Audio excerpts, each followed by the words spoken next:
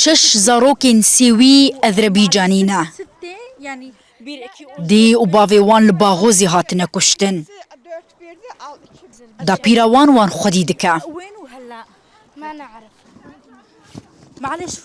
Ev jina temen 6 salî bi du qîzên xwe re di sala 2014 detên Sûriyê. Çekdarên Daişê dikin. Ne carkê û ne di duwan û ne sisiyan dizewicin. Her du keçên wê 6 zarok hatînin. Lê ew tên kuştin û zarokên xwe di stûyê ca xwe de dihêlin. Azerbaycan deportasyon gitmek istiyorum. Çünkü ben hastayım. Çünkü buradan bile yandı hamısı mert hastayım. Gitmek istiyorum. Deport istiyorum. Piraniya wan bavê xwe nas nakin. Tiştek ji pêşa roja wan jî diyar nîne. بدي أطلع من هنا على أذربيجان بدي أروح على بلدي. Em ji bin konê Ezrebîcaniyan derketin ku li vir piraniya welatên cîhanê cîranin. Tu dibêje qey Olimpiye. Cîhan giş li vir e. Zarokên mê û nêr yên kampê mezin dibin. Matirsiya zewacê di navbera wan de heye.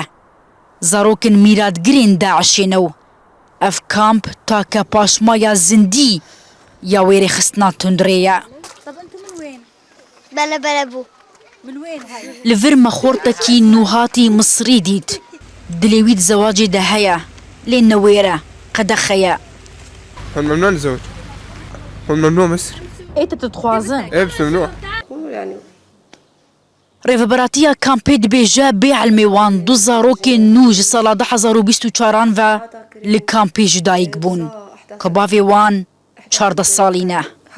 2021 حتى 2023 چند دفعان و زاروكها كامبي مراكرنا مراكز تأهيلي مركز هوري أوركش ل 2023 آخر دفعة بو مش كامبي درخست بشتي ويدي استوعاب مراكز هذا نما دزاروك تشيبون 2024 دزاروك تشيبون كامبي دا.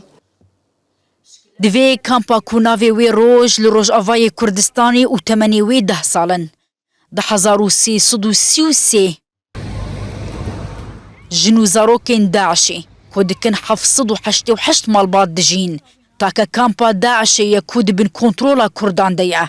Herçende piraniya wan poşman bûne û dixwazin vegerin welatên xwe. Lê paytextê wan welatan bi biryareke siyasî wan naxewînin.